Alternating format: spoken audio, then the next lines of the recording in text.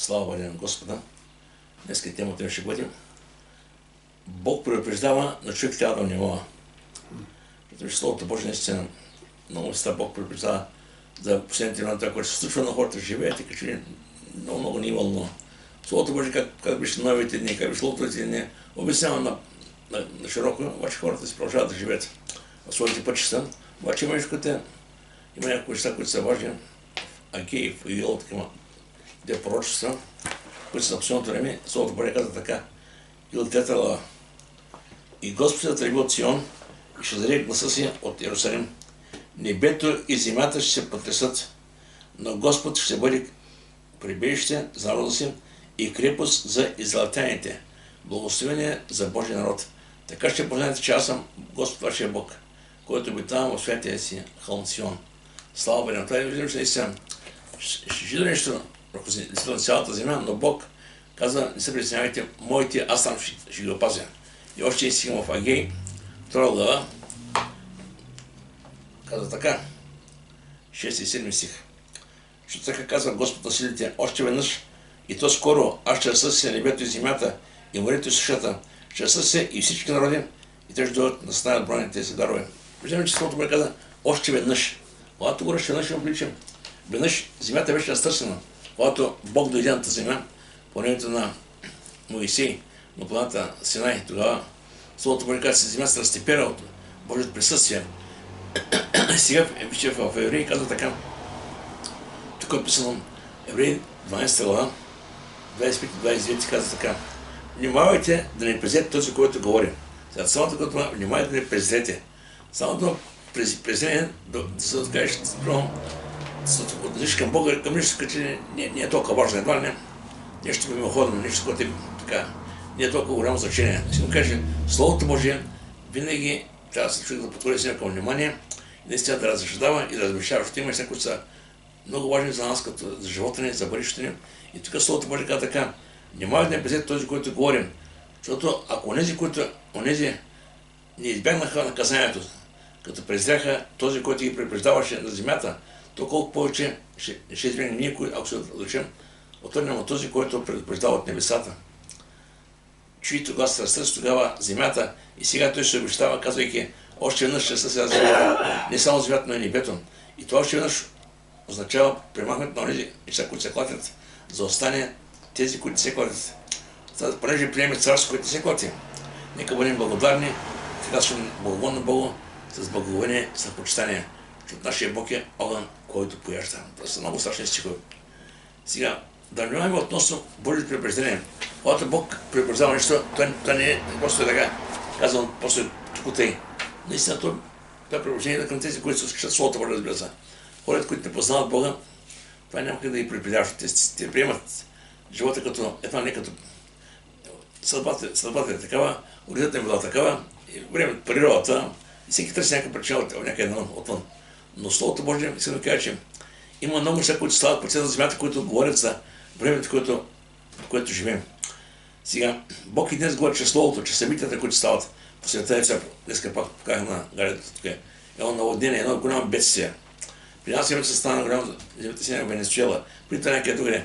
По 10-15 хиляди човека заминават. И искам да кажа, всичко това говори, че времето наближава. Войната в Русия, Украина, Израел, Палестина, след това Иран, Америка, Ливан, света се объркат цяло. Но Словото Божие казва, че Бог има милост. На фона, че това, което става по света на цялата земя, има милост. И милостта именно се изразява чрез благата вест, че това, което Бог направи за нас, и това, което Бог все още има така милост към хората и днес. Казва така: или презираш неговата богата благост, или отново презираш. А човек или вярва го се го приема, или после това не е за мене. И ако човек отходи Бога, за жалост ни всички Бога като съдия, и тогава няма да има шанс за Неговото спасение. Така и не презираш неговата благост, търпеливост и дълготърпение, без да знаеш, че Божията благост е начина това към покаяние. Бог е благ, Бог е добър, Бог е милостив и Бог е дълготърпелив. И всичко това Бог го прави да може повече и повече хора да дойдат за покаяние и спасение. Сега, може Бог е суверенен, той може да каже края цялата човешка история. Идва, взима църквата и света свършва. А обаче Бог е решил разсеява вниманието, да може повече и повече хора да дойдат да спасят. Сега, Божията благост е начинът да води към покаяние. Виждаме Божията любов към хората, която се назява именно чрез Христос. Римляни 5:8 казва така, че още като бяхме грешници, така, но Бог препоръча своята любов към нас, това, че още когато бяхме грешници, Христос умря за нас. Самия Христос казва Словото Божие, в Съдях 9 не е моята воля да вършим, а волята на този, който ме е пратил. Сега, Бог е любов, Бог не обичам. И чрез Божие Слово Той ни изгражда, назидава, но и ни предупреждава за нещата, които се случват. Както баща жали децата си, така, когато има опасност, така и Бог да предупреждава за това, което предстои на тази земя. Сега, наистина, някой си казва, но той е добър Бог, как може да кара него фада? Вижте, Бог никой не кара фада. Човек сам избира къде иска да бъде. И Бог просто уважава неговото желание. Ако човек се да бъде в рая, да бъде спасен, избира Господа и ще бъде при Бога. Когато човек отхвърля Бога, реално и да приема другия Бог, Бога на този свят. И тогава нещата вече стават наистина страшен семейен човек. И после Словото Божие казва така, вече Псалом 103 казва така. Както стои изток от запада, толкова далеч от нас престъпленията ни. Както баща жали чадата си, така Господ жали онези, които му се боят. Защото Той познава нашия състав. Помня, че ние сме пръст. Така взема, че не си казва, че Бог не познава. Сега в този свят много хора се може да оставят се, да отрекат от нас, но може да кажат, от този човек нищо не става. Както наистина много пъти казвам, хората, като ще видиш някакъв човек, човек може да се спълна в някаква немотия, може да се чуди живота му и казва този човек наистина дият на божествено поведение и казва това е наистина също. Наистина няма да повече. Обаче, Словото Божие ни казва, че наистина има всичко. И защото има един Бог, който не обича, той е нашия Създател, този, който прави всичко видимо и невидимо. И в Словото Божие казва така, както баща жали чадата си, така Господ жали на които не се боят. И тук аз давам една аналогия, както ние като родители обичаме с нашите деца, много повече Бог обича своето творение. И наистина желая всеки един човек в това творение да достигне до познаване на Бога и да бъде спасен. Сега разбира се, как това е личен избор. И Словото Божие предупреждава, че има две места, където ще падне всеки един от нас. Иска или не иска. В Словото Божие Матея да така. Идете се от мене, вие прокете в вещият огън, приготвен за дявола и за неговите ангели. Значи има вече огън, това е приготвен за дявола. И за жалост тези хора, които не приемат Бога, не се покаят и приемат остават да живеят в неверие, тези хора ще бъдат хвърлени там заедно с дявола. Но къде е шанса? Има шанс, разбира се. Шанс е в тези последни времена, каквото да става, всеки един човек може да се обърне към Бога, да се покае и да бъде спасен. В Словото Божие казва така. И всеки, който призове името Господа и спаси, Деяния 2 глава, когато са последните времена. И в Римляни 10 казва така, всеки, който призове Господа ще бъде спасен. Значи виждаме, че има шанс. Всеки един, който призове, всеки един, който повярва в Бога. Сега разбира се, не искаме всички хора едва ли да бъдат като нас посветени, ама вярваш, че 100% не е така.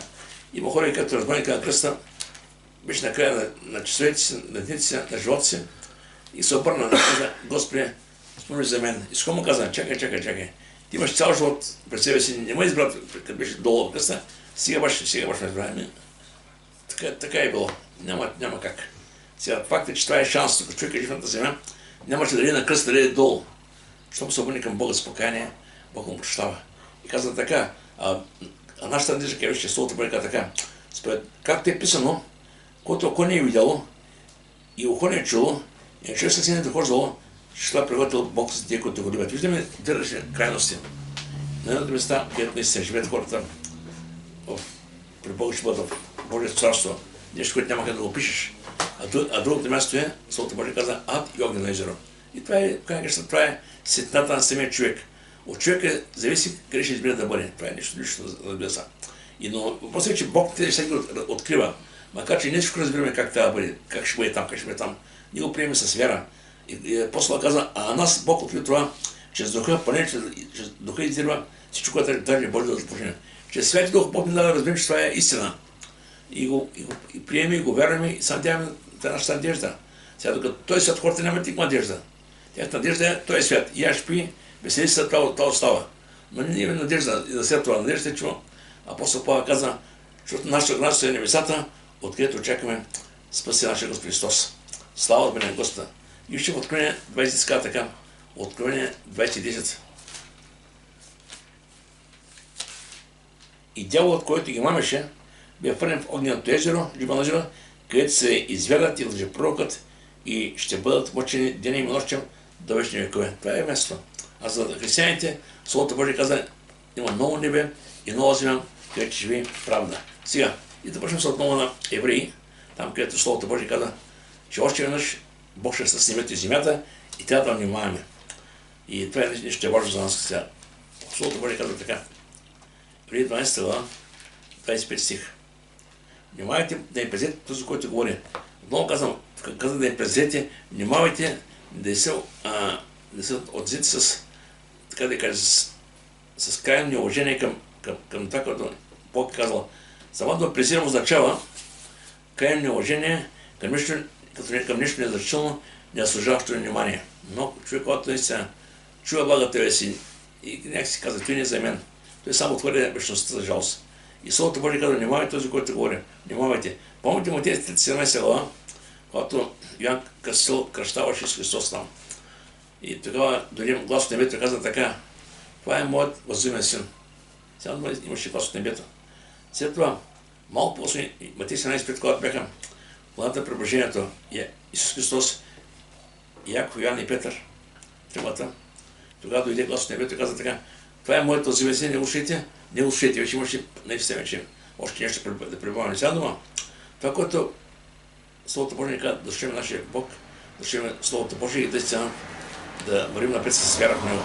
И сега тук, защото Словото Божие казва, че имаше едни хора, които, тези хора, които бяха реално началото в изход, за когото говори Христос, тези, когато Бог за първи път с земята, това поколение евреи, за жалост, видяха най-много чудеса за мене, а останаха по стената и просто се отидаха от тази земя. Безславно. Защо ли? Защото се постоянно роптаеха, имаха постоянно неверие, постоянно учение и за тях едва не Бог беше само един, който ги съдяваше и който ги говореше, като едва, че Бог беше длъжен. И това поколение остана там. И това е за жалост сега, защо? Ако човек само роптае и всеки ден на Бог като един, който му е длъжен, за жалост ще стане като тях. Важно е наистина да има правилно усещане за това и разбиране за това кой е Бог, кои сме ние. Бог е създател на творец на всичко видимо и невидимо. Ние сме Божие творение, ние сме Божие лица. Бог ни призова при себе си, но иска наистина да дадем принос с благоволение, с почитание към Словото Божие. И тук казва така за тези евреи, които бяха тогава, които станаха там, казва така, днес ако чуете гласа му, не закоряйте сърцата си, както при огорчението. Защото кои като чуха го преогорчиха. Не всички онези, които излязаха от Египет чрез Моисей, при Нокол Стадъзя. А против кои не годуват 40 години? Не против онези, които се грешиха, че трупове паднаха по стената. На кои още се ръцакте, че няма да пред неговата почивка? Не на онези, които бяха непокорни. И те виждам, че поради неверието си, те не можаха да влезат. Ако да бяха и Божи народ, Бог каза толкова много милост към тях. Наистина виждаме, още в Стария толкова много неща имаш към тях, само като Божи народ. Но в един крайна сметка това поколение остана там. И следващите поколения, които бяха, и при тях имаше подобни проблеми. Проблема с съдиите, поколение след Сунавен. Словото Божие като дойде поколение, което не познаваше Бога. Сега те бяха пропуснани за да познаят с Бога и видим, когато умря Сунавен, те почнаха да покладат на други богове и от тогава пак почнаха катаклизми. Падаха в лишение, в войни, в робство и така. Но когато викаха Бога, Бог винаги изрежда седи. Какво искам да кажа сега? Словото Божие казва, внимаваме. Тези хора бяха Божи народ. Но видим това, че в момента днес си в църквата, това също не ти гарантира небето. Ние си тръгнем по пътя, но иска се да слушаме Господа, да се покоряваме и да отстояваме в Него. И когато казва Словото Божие още веднъж, това е нещо важно. Това говори за края, за окончателно нещо. Когато Бог вече търса с земята, тогава ще няма да има време, но да мислим сега, как ще стане, кога ще стане, какво да правим? Словото Божие казва така. Сега ще се пробва псалмите. Псалом 102 казва така. Отдавна ти, Господи, си останал земята и дел на Твоите ръце са небесата. Те ще изчезнат, а ти ще пребъдваш. Да, те ще отидат като взеха, като облекло ще ги смениш и ще бъдат изменени. Но ти същите и твоите години няма да свършат. Колко късно казва, всичко ще завърши. Сега много хора казват, ама как ще земята, кой ще е с снег? Дали много хора казват, там възможно е да продължи земята, да живеем тази земя в някаква друга форма. Ами Словото Божие ясно казва сега вижте. Ще се преди други стихове, наистина, което е важно. Във 2 Петро 3:10 те говори за окончателно, за край. Ако земята просто няма да има. Сега понякога ни сравняваме края на света с Титаник. Едва не, тогава се тавиха там, но пак имаше и хора, които продължиха живота си и всичко знака една история във времето. Обаче тук става дума, че Словото Божие казва така. Господен ден ще дойде като кадец, когато небето ще премине звучение, а земята, стихиите на жен ще се пят. И земята и котел ще по нея ще изчезнат. Това е истината. И каза по нея всичко ще стъпи. Кои трябва да бъдете вие в свято живение, в благочестие, като очаквате и виждате доходите на Божия ден. Когато за Божия ден ще говори за вечността, поради който небето и възпълнение ще стъпи и стихиите ще се разрушат. А според обещанието очакваме ново небе и нова земя. Слава Бене, Господ сега. Сама дума още веднъж означава, че истина трябва да бъдем подготвени за това, което ще предстои. И не толкова да инвестираме в този свят, в който живеем, но нашите деца се да бъде в небето. Сега ние не можем да променим нещата, но важно е какво става в нас, в нас. Не се фокусираме в нещата, които са в този свят, които така че преминават през нас. Понякога гледай към този свят, казваме, пропуснат това или това. Гледай да не пропуснеш вечността, това е най-важното. Самия апостол Павел каза така, ние не се безсърчаваме, но ако не тлее бъде наш човек, пак вътре всеки се подновява. Защото нашата промяна нека скръп произвежда все повече една вечна тежа за нас, които не идваме да видим неща, а не видим, защото видим съвременни, а не видим вечни. И Колосяни държи така, апостол Павел има едно радикално слово, каза, за какво да мислим. Макар че преминаваме през тази земя, всички ние работим, вършим си ежедневните неща, но това е мисъл, това е поглед трябва и вече на друго място. Посоката си е друга. Каза Словото Божие, каза така. Търсете, ако си възкресен на Христа, търсете това, което е горе, дето е Христос отдясно на Бога. Молете се, мислете за горното, а не земното. И почва да кажа, защото живота е скрити се слава Бога. Вижте се нашата мисъл не е на тази земя. Колко ще бъдем успешни, колко не може да имаме и да нямаме. Просто е да имаме Господе и с Него да се започне напред. И тук Евреи казва, преди приеме царство, което не се клати. Това е именно Божие царство, това е вечността. Там вече няма да има земетресение, няма да има наводнение, няма да има бедствия. Там ще има Божие присъствие. Сега не го питат, брат, това ли кой ще бъде там? Аз не знам кой ще бъде там. Знам, че Бог знае. И на тази земя, когато се родих, не знаех кой ще прави. Не знаех как ще живее, но когато дойдох на тази земя, Бог наистина неща всичко. Така че Бог знае всичко. Но от нас иска наистина с вяра в Него да живеем свят живот и да очакваме на нашия Господ. И Словото Божие тук ни дава откровение чрез апостолите. Първо Йоан казва така, Йоан 3.2 казва така. Даже едно души прочета. Вижте, кога ни Бог ви дал нам Отец, да речем Божи чеда. И такива сме, защото света не познава нас, защото Него не познава.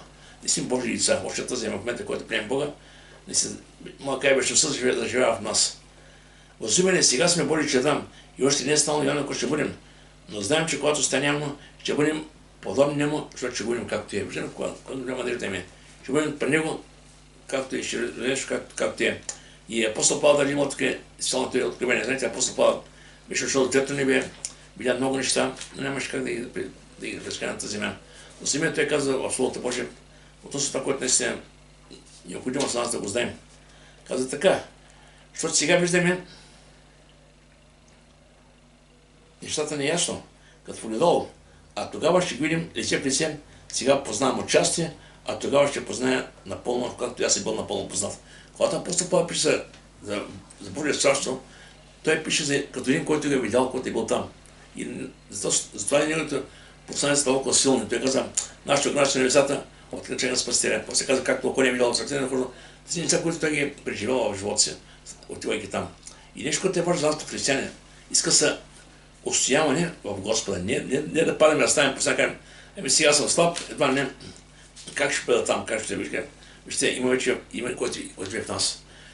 Святът е в нас и наистина Бог иска, чрез духа да преодоляем всички неща, които идват върху нас. Първо ще прочета първо Йоанна, казва, че духът и вярата, които са в нас, са достатъчно сила мотивация, за да преминаваме през всяко на изпитание. И не трябва да се оставим, наистина, да кажем, чакай сега. Изпитанието е толкова голямо, аз не мога да преодолея. Словото Божие казва така. Защото всичко, що е родено от Бога, побеждава света. И тази победа, която е победила света, е спечелена от нашата вяра. И кой побеждава света, ако не е този, който вярва, че Исус е Божия син? Колко ясно казва. Да, не каза, че няма да има трудности, не каза, че няма да има нищо лошо в този свят, но каза, че с Христа имаме сила да побеждаваме. И когато се отнася по силното време, ще Словото Божие каза така. И те видях много небе и много земя, защото първото небе и през земя преминаха, и море нямаше вече. Видях и светия град Новият Йерусалим, да се от небето от Бога, приготвена като невеста, украсена за мъжа си. И чух силен глас от престола, който казваше: ето, скинията на Бога с човеците. Той ще обитава с тях, те ще бъдат негови люди и сам Бог, техен Бог, ще бъде с тях. Колко ви казвам, самия Бог ще бъде със своето творение с тях. Той ще бъде всяка сълза от очите им и смърт не ще има вече. Нито ще има вече женение, ни плач, ни болка, първото премина. И седящият на престола рече: ето, поднави всичко и каза: напиши, защото тези думи са верни и истини. И рече ми: сбъднаха се, аз съм Алфа и Омега, началото и края. На жени ще дам даром от на водата на живота. Който побеждава, виждаме, който побеждава, ще си тези неща. Аз ще бъда Бог и той ще им бъде син. Слава да бъде Господи. И сега идва въпроса: какви трябва да бъдем в служение на Господа, очакване на тези неща? При малко Петър каза: служим в благочестие, наистина, в свят живот, трябва ще стремеш. И сега, тук в Евреи, самия писател на Евреите каза нещо, което е важно. Понеже приеме царско и не се клати, нека бъдем благодарни. И така сме благоклонни на Бога. Виждаме благодарение, благоклонно, благоволение и страхопочитание. Това е нещо много важно, наистина да го запомним. И да имаме при Бог като един, който наистина е нашия Творец, нашия Създател, нашия баща, един, който наводи към себе си, към небето, чрез Святия Дух. Наистина това го не се трябва да бъдат с благодарност към Бога. Когато говорим за първите там евреи, които спрямо говорихме, тези хора роптаяха против Бога. Той им каза: идете вижте земята, която я давам. Те се върнаха и десетимата даваха много лоша изповед. Следствието беше: започнаха да роптаят, започнаха да викат наистина срещу Божиите хора. Искам да прочета това си точно сега в часа 16 глава. Това е важно, вижте, ще кажа, защото винаги живота на човека може да бъде в моменти, в които да възнегодува, да каже: какво става с мен, уж на не съм християнин, пък нещо се случи в живота, което не е добро. И сега, по Словото Божие, първо Бог каза на Моисей: изплати 12 човека от всяко племе по един от първенците. Сега дома 12 племена трябваше да се отделят по един, който е първенец, който наистина човек, който е нависоко в племето, на когото думата, ако може да се слуша. И 20 човека отидаха да видят земята. И той ми каза: ясно, идете и вижте земята, която аз ви давам. Той ми каза: ясно, земята ви ще подарявам. И само да я видите, да я констатирате. И когато те се върнаха, наистина, десетимата от тях даха много лъжи спред. Казаха: там живеете големи еднакви синове. Наистина, земята е плодородна, има така, докараха там грост голям, двама човека носиха. Но казаха: има там големи еднакви синове и те виждат така скакалци, цяла дома. И тези хора почнаха да роптаят, народът почна да се бунтува. Тогава двама човека бяха изсъдени Халев, които им казаха: не се притеснявайте, дайте отидем да завладеем земята. Обаче виждам, че большинството от народа роптаеше против Бога, против Божиите хора, и в крайна сметка останаха там. И Словото Божие казва: внимавайте да не би да бъдете като тях. Да не би да бъдем хора, които да сме тръгнали в пътя и после да оставим някаква причина в живота, който преживяваме, да бъде причина да набърне или да негодуваме и да не хаем относно Божието. Словото Божие казва да служим на Бога с благоволение и страхопочитание. И сега ще прочета няколко стиха само, които ще завърша вече. Петрово казва така, във 2 Петрово, 3 глава, 11-16, тук аз съм говорил какъв трябва да бъде живота на този, който оплава на Господа, този, който е бил от Бога в своя живот. Впрочем, ще стопи, преди ще стопи. Какви трябва да сте вие, свято живение и благочестие? Сега настои света, който виждаме, който се минава, от да се стои свят живот и благочестие. Едното е огън на Господа, друго е търсиш този свят, ще те идете. Когато гледаш прекалено на този свят, Словото Божие каза: както Ада няма свят, така също няма свят. Искаме да искаме повече и повече. Това е нормално в самия човек. Но после каза така: возимене, нека да живеем, каза така, като ново небе, ново земя, като очакаме тези неща, старайте се да се намерите чисти и непрочни пред Бога и с мир сърцата си. Виждаме, че е тук един друг модел на живот. Чисти, непрочни, с мир сърцата на хора, които очакват Божието царство. И много важно свято шумение и благочестие. И от нас наистина се иска с Господа да разберем същността на Бога. Понякога казваме, Бог е твърде добър, Бог е добър и милостив наистина към нас. Но Словото Божие казва, че страшно е днешният човек да падне в ръцете на живия Бог. Що е страшно? Ако човек е непокаян и ако човек наистина не разбира на къде говори самия му живот, иначе ще бъде изненадан. Словото Божие каза, защото нашия Бог е огън, който пояжда. Нашия Бог. За едни хора, нашия Бог ще бъде съдии, за други част хората ще бъде спасител. И важното е сега от коя страна избираш да бъдеш ти. И ако се смиряш пред Господа, ако живееш многоугодно, с почитание, стремиш се наистина да вършиш по неговия път, ще бъдеш от тази страна, която се чука и елате да бъде не слуга. А другите хора, които ще живеят според режа на този свят, ще кажем, наистина не я познавам. И това е важно. Словото Божие каза, страшно е да падне човек в ръцете на живия Бог. Така че нека Бог да благослови и наистина да внимаваме, когато Бог предупреждава, да внимаваме и да слушаме в Божиите думи, защото наистина тези думи са изречени за нас, хората, които живеят в тия последни времена. Нека Бог да благослови.